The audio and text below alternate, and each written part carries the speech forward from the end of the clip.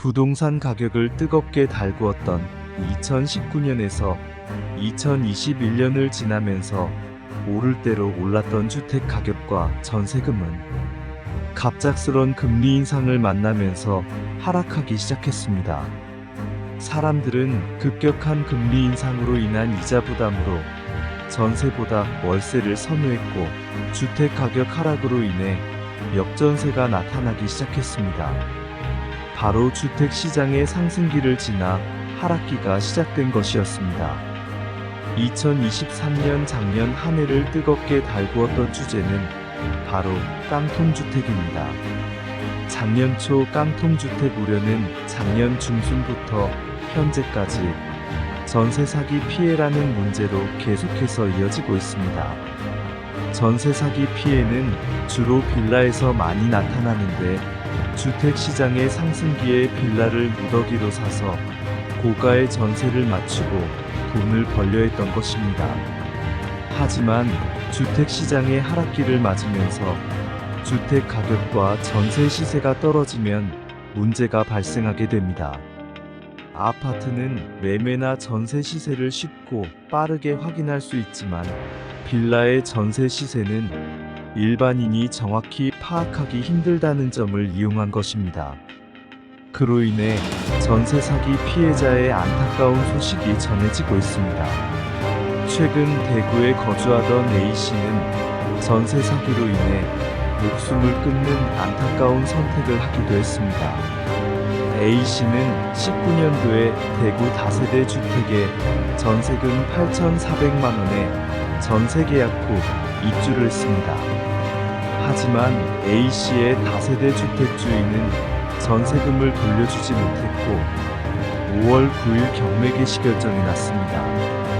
안타까운 점은 A씨의 전세금은 최우선 보증금 대상도 아니며 경매 후순위로 대항력 요건 또한 갖추지 못한 듯 보입니다. A씨는 자신이 살던 다세대 주택에 경매가 들어가고 사흘 뒤 전세사기 피해지원위원회로부터 전세사기 피해자로 인정받기 위한 4가지 요건 중 3번 항목이 확실하지 않다는 이유로 피해자가 아닌 피해자 등으로 인정됐다는 소식을 듣습니다.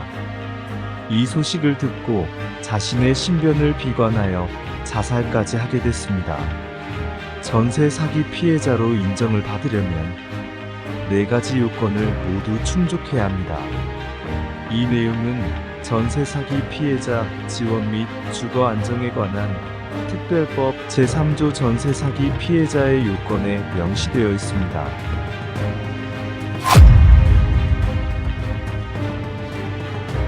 첫째, 전입신고와 확정일자를 받아 대항력을 확보했는지, 임차권 등기를 마치고 대항력 요건 유지할 것. 둘째, 보증금이 3억 원 이하.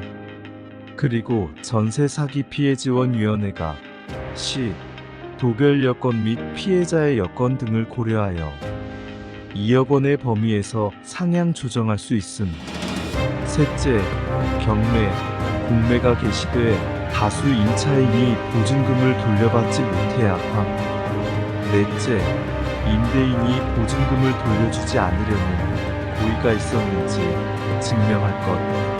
대구 A씨는 4가지 요건 중 세 번째, 다수의 임차인이 보증금을 돌려받지 못해야 한다는 내용이 확실하지 않았습니다.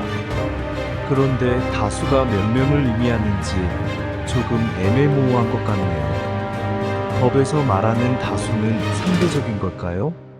아니면 절대적인 걸까요?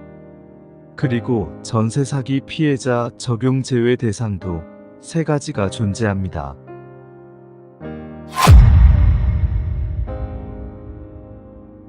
첫째, 전세자금 반환 보증보험을 가입하거나 임대인이 임차보증금 반환을 위한 보증에 가입하여 보증금을 돌려받는 경우. 둘째, 임차인의 보증금이 최우선 변제가 가능한 보증금 중 일부일 경우. 셋째, 임차인이 대항력 또는 우선 변제권 행사를 통하여 보증금 전액을 자력으로 받을 수 있는 경우입니다. 세 가지 모두 전세 보증금의 일부 또는 전부를 받을 수 있는 경우에는 전세 사기 피해자 적용 제외 대상이 됩니다. 만약 A씨가 최우선 변제와 선순위 임차인에 대해 알았다면 문제가 발생한 다세대 주택에 임차인으로 들어갔을까요? 이처럼 경매에 대한 지식은 일상생활을 하면서 반드시 알아두어야 하는 지식인 경우가 많습니다. 왜냐하면 우리의 생활과 가장 밀접한 임대차보호법에 적용되는 사례가 많기 때문입니다. 이제는 이런 지식이 선택이 아닌 필수가 되어야 하는 때입니다. 국토교통부의 전세 사기 피해자 현황을 보면 30대가 48%, 20대가 24%로 둘을 합치면 전체 72%를 차지합니다. 또한 40대를 포함하면 90% 가까이 되는 수치입니다. 즉, 가장 집을 많이 구하는 연령대에서 임대차보호법에 대한 지식이 없기 때문에 이런 점에 취약한 것 같습니다. 지금 우리가 사는 세상은 기본적인 지식이 필수인 시대입니다. 모르면 당하고 억울한 일이 발생해도 하소연하기 힘든 점은 예나 지금이나 비슷한 것 같습니다. 그리고 다시는 보증금 때문에 자살을 하는 이런 일이 일어나면 안 되겠습니다. 또 다른 기사에는 전세 보증금을 돌려받지 못하는 피해 사례가 늘면서 임차권 등기 명령 신청 건수가 역대 최다를 기록했다는 것입니다. 사실 정확히 말하면 임차권 등기가 전세 보증금을 지켜주는 역할을 하는 것은 아닙니다. 보증금을 지키기 위해서는 대항력 요건을 갖추어야 하고 그 대항력 요건을 지켜주는 것이 임차권이기 때문입니다. 이번 시간에는 전세 사기 피해자 요건 4가지와 전세 사기 피해자 적용 제외 대상 3가지에 대해 알아보았습니다.